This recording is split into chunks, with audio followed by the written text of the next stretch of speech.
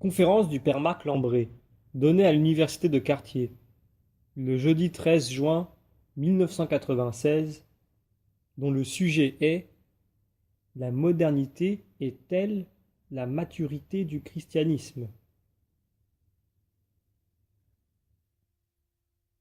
La modernité, c'est au sens le plus commun un monde qui va bien, un monde qui va enfin bien, un monde qui irait enfin bien. Vous voyez que ma définition est au moins triple et que j'en rabats progressivement. La modernité, c'est un monde qui va bien, en tant que moderne est synonyme de adapté et a pour antonyme périmé, dépassé, obsolète. Une solution moderne, c'est alors tout simplement une bonne solution, étant donné les problèmes de maintenant et les moyens de maintenant. En ce sens très courant, tout le monde est pour la modernité. On ne peut pas être contre. On ne peut pas être contre le fait qu'un hôpital dispose des équipements les plus récents, les plus perfectionnés. On ne peut pas euh, être contre le fait qu'un médecin soit formé au dernier développement des connaissances médicales. On ne peut même pas être contre le fait qu'un prêtre soit au courant de ce qui se passe et ait les moyens matériels les plus adaptés, les plus efficaces de remplir sa mission, si spirituelle soit-elle. En ce sens, moderne s'oppose aussi à archaïque. Vous avez remarqué que, dans le débat politique, personne ne veut être archaïque, tout le monde veut être moderne. Il n'y a pas de mouvement politique qui se déclare pour l'archaïsme. Même ceux que d'autres traitent de réactionnaires se présentent comme la bonne solution aujourd'hui aux problèmes de maintenant. Ils se donnent aussi pour modernes. Alors, est-ce que le monde va bien? Puisque nous vivons dans un monde moderne, une époque moderne, comme dit un éditorialiste de France Inter, et puisque la modernité c'est un monde qui va bien, donc nous vivons un monde qui va bien. Eh bien non. Bien sûr, c'est un peu une provocation de poser la question, est-ce que le monde va bien? Nous savons tous que la France est un pays moderne et prospère, et nous savons tous qu'il y a maintenant bien longtemps que, obstinément, les Français trouvent que ça va mal. Obstinément et massivement. C'est l'une des surprises que nous relatent toujours nos grands envoyés dans le monde qui ne va pas bien, comme sœur Emmanuelle chez les chiffonniers du Caire qui vivent sur des tas d'immondices. C'est toujours une surprise que de les entendre dire mais là-bas il y a une espèce de joie qu'on ne connaît pas ici. C'est une surprise répétée, et en même temps quelque chose que nous ne pouvons absolument pas assimiler. Parce que de toute façon, et tout le monde est bien d'accord là-dessus, la pauvreté, la misère, la maladie, la précarité, la mort jour après jour, rôdant et emportant les proches, les enfants, les personnes âgées, les plus fragiles, ce n'est certainement pas bon. Néanmoins, force est de constater que notre monde moderne d'abondance et de protection est névrosé, qu'il est malheureux, qu'il est mal dans sa peau, qu'il va mal.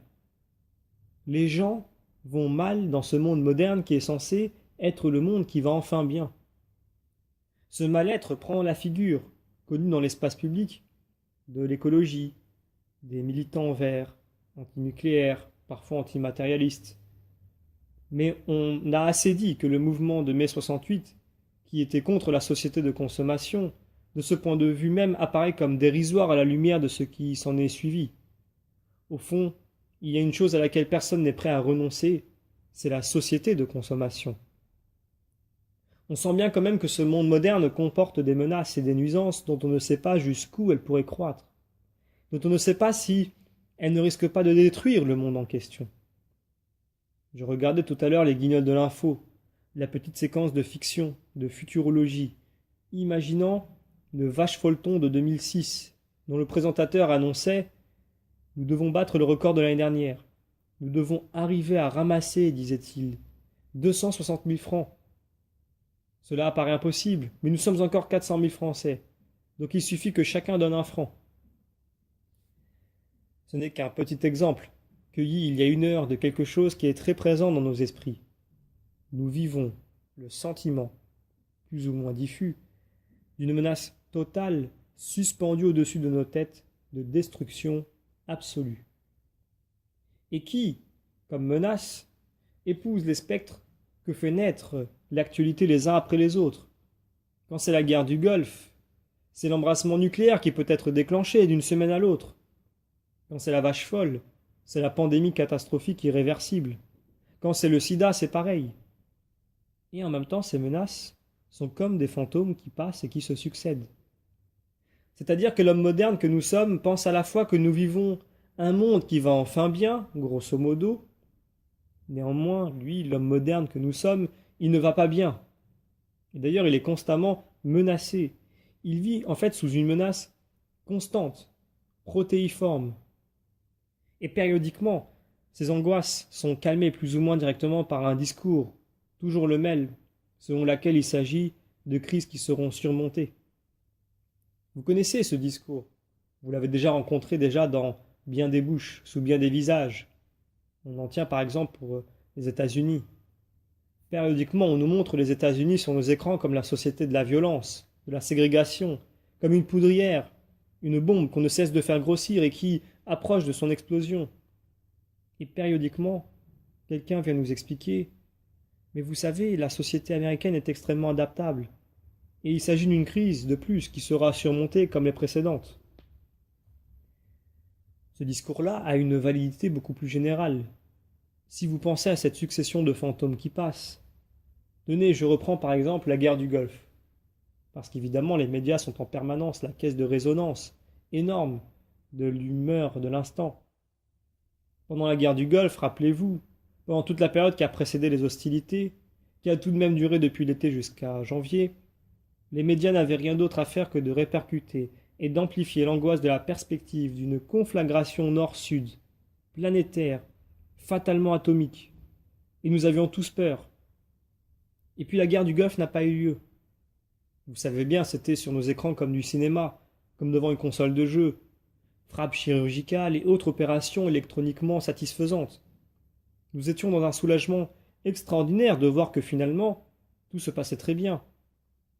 On a dit après que c'était une guerre fictive. Bien entendu, ceux qui disaient ça dénonçaient aussi le silence sur les milliers, les dizaines de milliers, les centaines de milliers d'Irakiens enterrés vivants.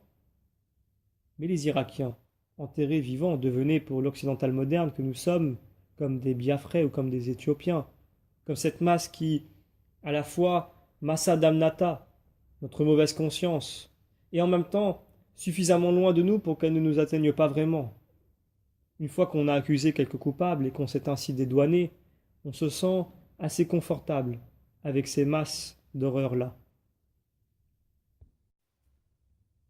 Et donc, quant à nous, on nous a expliqué que la guerre du Golfe, c'est pour cela que je disais qu'elle n'avait pas vraiment eu lieu, était une vaste manipulation. On ne peut pas impunément être ainsi manipulé. Au demeurant, nous ne sommes manipulés par personne d'autre que nous-mêmes. Passer sans arrêt de l'état de conscience d'un monde menacé de destruction totale, d'horreur absolue, et à l'instant d'après, l'état de conscience d'un occidental moderne qui flotte, comme Zeus, comme les dieux de l'Olympe, au-dessus d'un monde que l'on domine, finalement dont on a les clés. On ne peut pas impunément, constamment, passer dans sa tête de l'idée que nous sommes exposés à l'horreur intégrale imminente, et de cette idée-là, à l'idée que nous sommes les maîtres du monde à qui rien ne peut arriver. On ne peut pas être impunément soumis à ce régime de douche écossaise. On est décervelé. C'est une espèce de lavage de cerveau, une destruction systématique de nos capacités de réflexion. C'est le remplacement de notre capacité de réflexion par des phases d'émotion. Notre conception du monde, notre réflexion sur le monde, est remplacée par un état de spectateur au cinéma qui va voir un bon film, c'est-à-dire un film qui tour à tour le fait rire, lui fait peur et le soulage. Vous aurez compris que, premier élément de la réponse que je vous propose, la modernité est d'abord l'état d'une micro-société à l'échelle de la planète dont nous faisons partie. D'une micro-société de personnes qui se trouvent disposées de tous les biens matériels modernes et qui contemplent le monde avec un regard de propriétaire et qui ne pensent plus le monde, qui pensent d'autant moins le monde que justement cette micro-société a l'illusion d'être propriétaire du monde et qu'elle passe par des émotions successives et contradictoires. Je vais peut-être vous choquer, mais nous avons une mentalité de propriétaire terrien à la retraite. Toujours inquiet, quand il est à Paris, dans sa résidence parisienne, qu'on lui cambriole la propriété familiale et vice-versa. En plus, quand il est dans sa propriété familiale, il est très content d'être au vert, mais s'ennuie un peu de la vie parisienne. Je vous propose d'essayer de réfléchir pour de bon à ce qu'est la modernité et à ce qu'est son rapport avec l'histoire chrétienne. Pour cela, je repars de cette espèce de consensus que nous avons sur la modernité, qui serait un monde qui va enfin bien par opposition au temps archaïque, dépassé. Il y a deux grands thèmes de définition de la modernité comme monde qui va bien. Le thème de la liberté et le thème du progrès. Le monde moderne est le monde des libertés, par opposition au monde du passé qui était le monde des esclavages, des dépendances, des tyrannies. Le monde moderne est le monde de la communication, de l'information. On est au courant, par opposition à un monde passé où on ne savait rien. Le monde moderne est un monde de possibilités. C'est un monde où tout est possible, à qui sait vouloir et entreprendre. Où on a plein de choix, par opposition à un monde passé qui est un monde de vie toute tracée, de destin prédéfini. Le monde moderne est un monde d'abondance, où tout ce dont on ne peut avoir besoin ou même envie est disponible sur le marché, par opposition à un monde passé qui était un monde de pénurie, de frustration. Le monde moderne est donc un monde de liberté d'être soi-même, de s'épanouir, de se réaliser. Ces libertés d'ailleurs sont civiles et politiques. C'est un monde où on a voix au chapitre, démocratie, où on ne subit pas le pouvoir, on peut le choisir. C'est un monde de tolérance, de pluralisme, un monde où on n'est pas enfermé dans une voie unique, dans une pensée unique, théoriquement. C'est un monde où on est protégé, où on n'est pas à la merci du premier accident venu. Il y a des assurances, il y a des deuxièmes chances. Monde de liberté. Et bien sûr, car ceci est lié à cela, c'est un monde de progrès. Progrès scientifique, progrès de la connaissance, aventure passionnante de la connaissance humaine. C'est un monde où, en temps réel, nous voyons la connaissance humaine progresser dans toutes les directions. Et bien sûr, de façon corollaire aussi la technique, c'est-à-dire la maîtrise du monde. Nous voyons sur nos petits écrans, année après année, la science de la météo faire des progrès très impressionnants. On n'est pas encore à choisir le temps qu'il fera, mais ça viendra peut-être. C'est un monde de raison, ce monde moderne. Et n'est-ce pas là un grand progrès, par différence avec un monde enfermé dans le carcan des habitudes, des contraintes dénuées de sens, des superstitions, des obligations sociales qui pesaient sur toute la vie et sur chaque instant. Nous vivons un monde de raison, un monde où ce que nous faisons tant de choses, si diverses tout le temps, nous sommes si actifs, nous sommes des hyperactifs. Un monde où tout ce que nous faisons a un sens. Nous pouvons dire le sens de ce que nous faisons. Bien sûr, quelquefois on se dit, pourquoi est-ce que je suis là? Nous pouvons être déçus, nous pouvons être pris au piège de nous-mêmes. Mais enfin, même si on se dit, tiens, je me suis fait avoir, ce n'est pas ce que je pensais, on sait au moins pourquoi on est venu. C'est un monde aussi de compétences. C'est extraordinaire ce que nous sommes compétents. On pleure sur le niveau scolaire qui a baissé, mais il n'y a jamais eu autant de compétences en général. C'est extraordinaire ce que les personnes sont capables d'accomplir. Ils sont capables d'accomplir la tâche qui leur incombe, et même de façon domestique. Je ne vais pas vous ressortir le couplet de la femme moderne qui travaille, qui a une famille, qui a donc un mari, des enfants, un chien, et en plus une maison à la campagne, et qui est capable de mener tout cela de front. Quelle prodigieuse accumulation de compétences.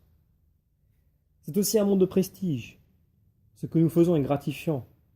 Nous accomplissons des tâches de responsabilité. C'est d'ailleurs une des grandes raisons du chômage. L'incroyable niveau minimum de responsabilité individuelle qui est requis pour entrer dans le monde du travail. Quand on était réveillé au clairon et poussé au fouet, on n'avait pas besoin d'être très formé. Comme vous l'avez bien entendu dans cette partie du thème, j'ai chanté la louange du monde moderne. On serait malvenu de vanter le contraire de ses libertés, le contraire de ses possibilités, de cette abondance, de ses protections, le contraire de cette merveilleuse aventure de la connaissance et de la technique, du fait d'avoir un sens à sa vie, en gros et en détail, le contraire d'avoir compétence et dignité dans son travail. Qui irait vanter cela? En tout cas, on le vanterait à la rigueur pour les autres, mais pas pour soi-même. À la rigueur, dira-t-on, qu'on ne peut pas tous avoir cette position enviable et que donc il faut que les autres acceptent de ne pas l'avoir. C'est un discours qui existe. Or, vous le savez bien, on oppose assez habituellement la religion en général, mais l'Église en particulier, à la modernité. En gros, c'est logique. Le monde moderne est un monde de liberté. La religion, c'est des contraintes, des interdits, une morale judéo-chrétienne, des obligations, parce que c'est comme ça. En plus, c'est des mystères, des secrets. C'est la fidélité. Entendez le refus du droit de changer, de choisir autre chose, de panacher. C'est l'intolérance. C'est aussi l'apologie de la sobriété, voire de l'austérité, et même de l'ascèse. La religion en général, et l'Église en particulier, c'est contre la liberté, et puis c'est contre le progrès. Bien sûr, puisque c'est la tradition. C'est la conservation des réalités et des fonctionnements hérités du passé, la peur de tout ce qui est nouveau, qui viendrait mettre en péril les équilibres acquis. C'est de l'irrationalité, c'est le dogme, c'est les oukas insensés, l'apologie de la négation de soi-même, du renoncement à soi-même, de la mortification. C'est le contraire du développement de l'individu. Et j'en ai à peine rajouté. Et bien entendu, il y a un secteur en particulier dans lequel cette attitude se déchaîne. C'est celui de la sexualité. On nous dit à satiété, toutes les religions ont toujours été fondées sur la prohibition de la vie sexuelle. Entendez bien sûr toutes les religions, surtout le christianisme. Et pourtant, il y a des chrétiens qui revendiquent la modernité. Je ne parle pas ici de ceux qui veulent s'attribuer le mérite du fait que le monde soit moderne. Je parle de ceux qui disent « nous sommes des chrétiens modernes » et qui même sont des chrétiens modernes contre l'Église. En tout cas, contre l'Église telle qu'elle apparaît à la société dans son ensemble, à savoir comme étant contre la modernité. Est-ce que nous sommes condamnés à avoir soit une attitude de rejet de la modernité, soit une attitude de culte de la modernité qui nous expose au rejet de notre religion? C'est quand même bien le dilemme qui apparaît souvent dans ce qui émerge du débat public. Je vous rappelle que la figure de Monseigneur Gaillot a été mise en évidence dans les médias par des gens pour qui celui-ci représentait en quelque sorte un chrétien repenti, un chrétien converti à la modernité. Ce n'est évidemment pas ce que lui-même dit de lui. Dans le débat public, il ne m'apparaît pas que des personnes de grande envergure aient réussi à échapper au dilemme. L'Église ou la modernité? Alors, quel embarras! Je vais essayer de vous dire d'une part ce qu'est la modernité en essayant d'échapper au dilemme, lui rendre un culte ou la rejeter. Situer la modernité de telle manière que l'on ne soit pas obligé, soit de la rejeter, soit de l'adorer. Et donc ensuite j'essaierai de dire comment nous pouvons être Église, de telle manière que nous échappions à ce piège qui nous est tendu, à savoir que nous devrions soit nous démasquer comme ennemis de la modernité, soit nous convertir à la modernité. Au sujet de la modernité, il y a premièrement une très grosse illusion sur notre temps. C'est-à-dire que, pour cela même que nous avons repéré comme les caractères incontestablement positifs de ce que nous appelons la modernité, enfin nous faisons une grande illusion. La modernité est déjà une idée fausse au sens où nous avons l'illusion que notre monde serait sans précédent. Ce monde de liberté et de progrès. J'ai lu dans une publication chrétienne voisine et très estimable que notre situation actuelle est absolument différente de ce qu'a été le passé. L'homo technicus et urbanicus que nous sommes et qui éclot dans ce siècle qui est le nôtre est éloigné radicalement de l'homo rusticus qui nous précède et qui existe depuis 10 000 ans. Nous serions l'homo technicus et urbanicus, nous les occidentaux modernes de ce siècle, et avant nous, c'était l'homo rusticus depuis 10 000 ans, l'homme rustique, l'homme de la campagne. J'avoue que je suis assez étonné qu'on puisse écrire ça dans des institutions estimables. L'opposition entre la ville et la campagne est une opposition réelle, mais qui ne date ni de ce siècle, ni même de ce millénaire. Les grandes civilisations qui ont laissé des traces et qui remontent à 4000 ans avant Jésus-Christ sont des civilisations urbaines. L'opposition entre l'homme de la ville et de la campagne est une opposition tout à fait intéressante, tout à fait réelle, mais qui ne peut absolument pas être assimilée à l'opposition entre moderne et archaïque. C'est une erreur énorme, mais qui est dans toutes les têtes. Or, la plupart des caractères que nous pensons être propres à notre monde moderne sont en effet des caractères du monde urbain, de la ville, c'est-à-dire de cet événement de concentration humaine et de concentration de moyens. La ville est un événement corollaire de l'événement de l'Empire. Les grandes civilisations, depuis au moins 6000 ans, sont des civilisations qui résultent d'un développement politico-militaire aboutissant à la création d'une grande concentration humaine, urbaine, comme centre d'un vaste monde dont la campagne fournissait les ressources. Il y avait effectivement une masse d'hommes qui travaillaient pour produire des ressources, qui étaient concentrés dans un centre où l'on pouvait les utiliser au développement des sciences, des techniques, des arts, de l'administration. De ce point de vue, cette situation de micro-société flottant à la surface d'un tiers-monde et bénéficiant de tous les moyens du monde, c'est tout simplement la situation de Babylone, de Rome, de Byzance, de Sumer, d'Akkad, des capitales successives égyptiennes, et de quantité d'autres villes, plus ou moins célèbres, mais d'extraordinaire rayonnement. Reparlons du thème si rebattu de la révolution copernicienne, par exemple. Galilée aurait trouvé que la Terre tournait autour du Soleil. En fait, ce n'était pas une découverte de Galilée, mais de Copernic. Et d'ailleurs, ce n'est pas Copernic qui a trouvé cela le premier. Il l'a seulement redécouvert. L'idée, le thème philosophique, que le grand événement humain serait la révolution que constituerait le passage de l'ère ptoléméenne à l'ère copernicienne, c'est-à-dire le passage d'une image du monde où la Terre est le centre de l'univers, le Soleil tournant autour, à une nouvelle image selon laquelle la Terre n'est plus le centre de l'univers. Eh bien, vous connaissez cette idée. Elle est archi-rebattue, pire qu'un dogme. Or, c'est une idée fausse. C'est une chose très connue, que les astronomes de la Nouvelle-Grèce, c'est-à-dire l'Italie du Sud au IVe, 5e siècle avant Jésus-Christ, dont Philolaos, avaient trouvé que la Terre était sphérique et tournait autour du Soleil. Évidemment, la différence avec Copernic, c'est que Copernic commence à faire des observations et des déductions, alors que chez Philolaos et les astronomes de 100 ans, il s'agit d'une intuition qu'ils auraient été incapables de démontrer rigoureusement. Au demeurant, je vous ai déjà dit que Galilée avançait de fausses preuves, comme par exemple le mouvement des marées, dont vous savez bien qu'il n'est pas dû d'abord à la rotation de la Terre autour du Soleil. Notre idée du monde moderne est donc déjà une illusion. Lorsque nous croyons que nous serions une époque absolument nouvelle dans l'histoire de l'humanité, ce qui n'est pas le cas. Cette illusion est de très grandes conséquences parce que c'est la véritable nature de la modernité. Et la véritable nature de la modernité, c'est l'illusion que nous soyons la fin du monde, que nous soyons le monde final. À proprement parler, la modernité, c'est ça. Modus. Nous serions l'ultime mesure du monde humain bien sûr. Nous représenterions la maturité du monde. Vous comprenez pourquoi je le disais au début, un monde qui va enfin bien. C'est un monde enfin mûr, d'où la force de l'image, des âges de l'homme, des âges du monde, que vous connaissez bien, Auguste Lecomte. L'enfance de l'humanité, c'est l'humanité animiste, avec ses croyances.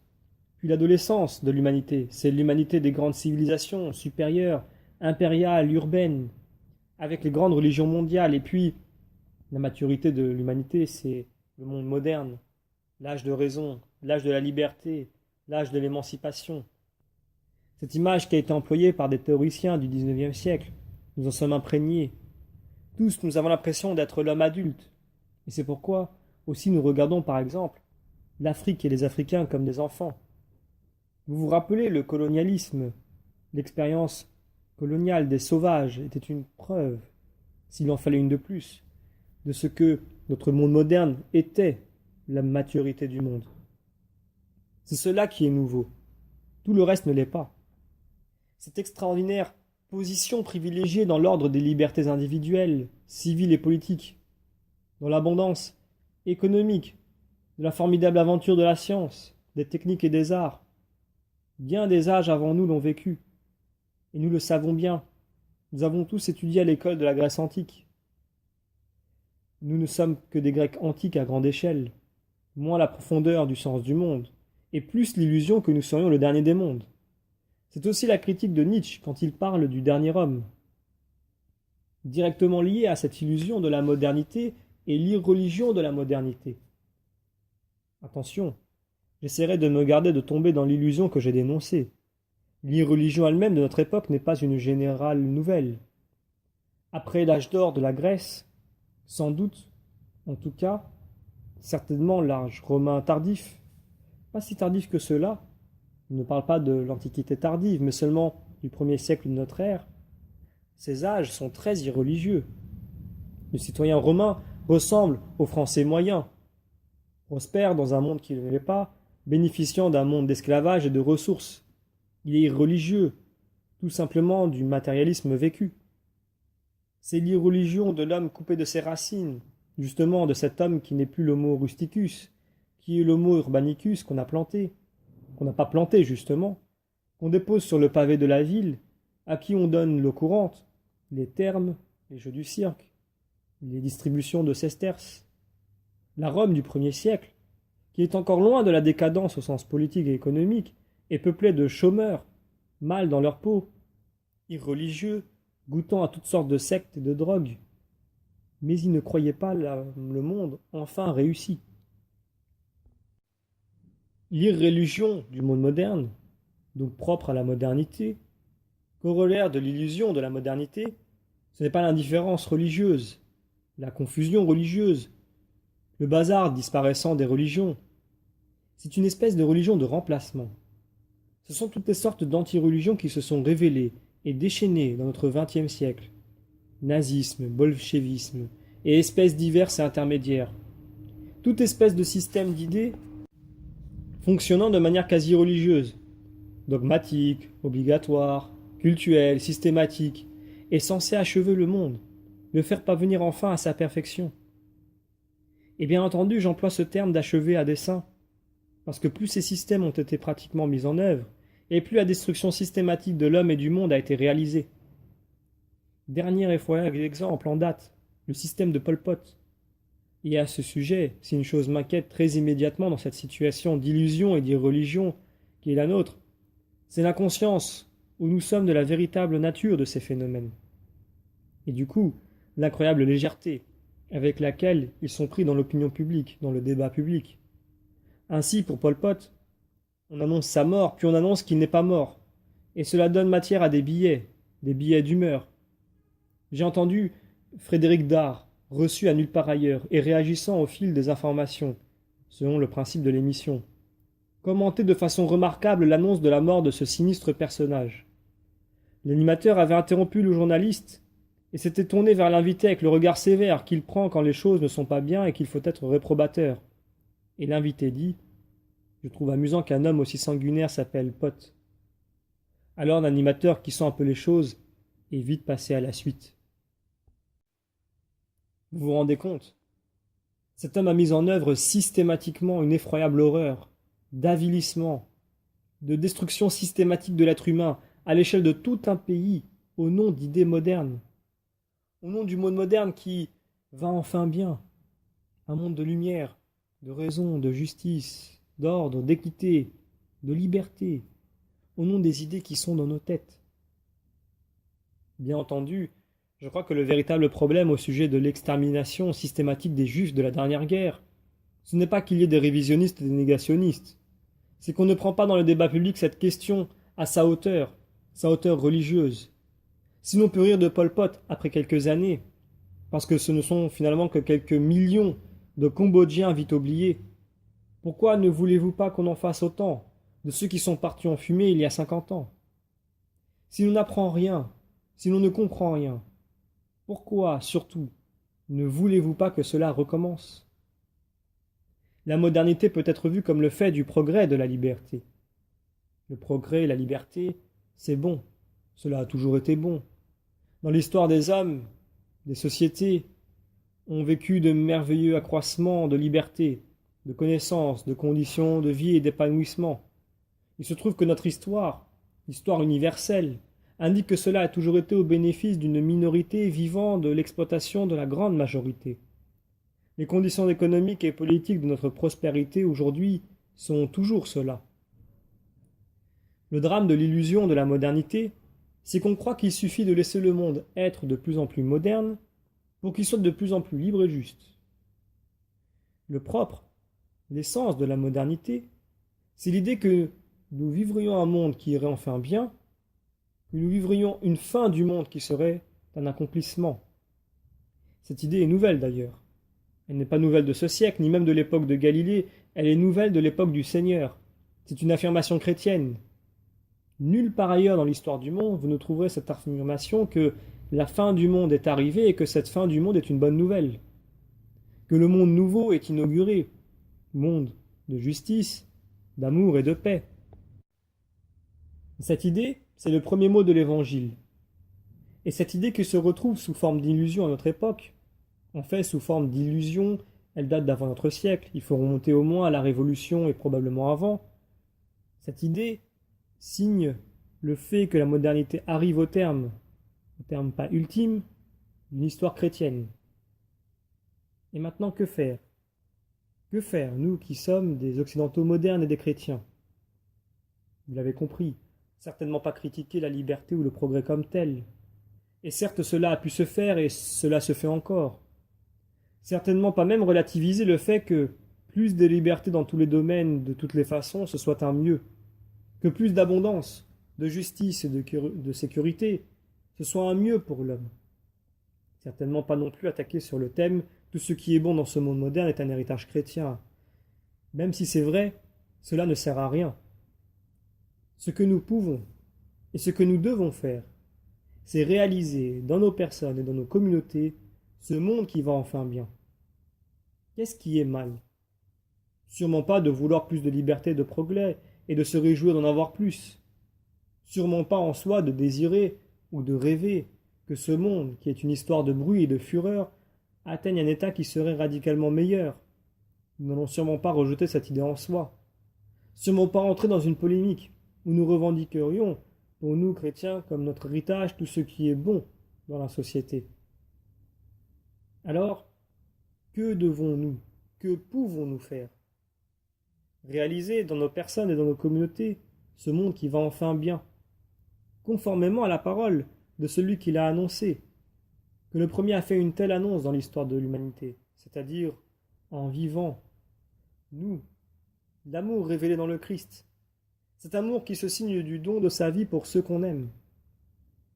Évidemment, cela signifie qu'à l'intérieur de la société, nous nous engageons parfois contre les idées dominantes, voire contre les lois. Et l'exemple des questions touchant aux libertés sexuelles, de ce point de vue, n'est pas du tout un sujet qu'il faudrait éviter ou minimiser, contrairement à des idées qui se sont répandues chez les chrétiens. Des idées du type le pape ferait mieux de se taire sur les questions sexuelles ou génétiques. Il ferait mieux de parler uniquement des droits de l'homme et de la justice sociale, parce que là il est entendu, tandis que sur la sexualité il n'y connaît rien et il embête tout le monde. D'ailleurs c'est un vieux célibataire, il ferait mieux de se taire. Bien, je suis de l'avis directement opposé. Parce que je crois que si ce monde censé aller enfin bien est en fait un monde névrosé et malheureux, c'est justement à cause de l'erreur sur la liberté, de l'erreur sur l'amour. Je crois que la question de l'avortement est absolument exemplaire. Ce monde qui va enfin bien, ce monde moderne qui défend les baleines, les bébés phoques, et contre les nuisances, contre les maladies, il est pour la protection de chacun, il est contre la peine de mort, il est contre toute espèce de sévice infligé à autrui, et il revendique le droit à l'avortement. C'est absolument fou. Que le pape ait fait de ce sujet la pierre d'achoppement dans le discours qu'il représente au monde est, je crois, un choix irréfutablement juste. Vous avez bien entendu le vocabulaire que j'emploie. Revendiquer le droit à l'avortement comme un droit en général, c'est insensé. En réalité, on fait passer sous un discours de minimisation du mal qui est l'avortement. C'est ce que dit le préambule de la loi Veil. Le législateur, parlant du fait que l'avortement était un mal, a voulu diminuer ce mal en dépénalisant l'avortement. La véritable revendication publique d'un droit qui nie que l'avortement soit un mal. Que devons-nous faire? Certainement d'abord être très clair à ce sujet, et nous ne le sommes pas. Je crois que c'est une grave défaillance de l'Église aujourd'hui sur cette question. Que dans l'opinion publique, nous soyons réduits à apparaître soit sous la forme de gens qui s'enchaînent aux tables d'opération, soit sous la forme de gens qui ne sont pas très sûrs de leur opinion à ce sujet. C'est la parole qui est le chemin de Dieu. C'est le chemin qu'il a choisi. C'est ainsi qu'il a choisi d'intervenir dans ce monde qui allait à sa perte pour le sauver. Une parole qui s'offre dans la sérénité, dans la paix, qui s'offre à la raison de l'homme, qui s'offre à sa liberté. Soyons des hommes de raison et de liberté, comme le Christ, à la suite du Christ. Soyons clairs en nous-mêmes, et portons devant le monde une parole claire, et vivons-la. Et manifestons, par ce que nous sommes et par la façon dont nous vivons, que c'est ainsi que l'homme est réussi, que c'est ainsi que le monde réussit. C'est exactement ce que le Seigneur Jésus a ordonné à ses apôtres. Et c'est exactement ce que le livre des Actes nous montre comme l'état de la première communauté. Un groupe vivant dans la foi au Christ, dans la prière commune, dans l'amour, dans la joie, dans le partage, dans la docilité aux autorités, dans la liberté de l'esprit, témoignant au milieu du monde de cette parole d'espérance, de cette bonne nouvelle et des bienfaits de cette bonne nouvelle. Ni groupe de pression, ni anti-société, ni anti-civilisation, ni disparition dans la masse. Les chrétiens sont semblables aux autres hommes. Ils habitent les mêmes villes qu'eux, ils obéissent aux lois, mais ils y obéissent plus parfaitement. Ce n'est pas la modernité qui est la maturité du christianisme. C'est le christianisme qui est la maturité de l'homme. C'est le christianisme qui est la véritable modernité, tandis que la modernité est une illusion. C'est la vie chrétienne qui est le monde qui va enfin bien. Croyons-le et vivons-le.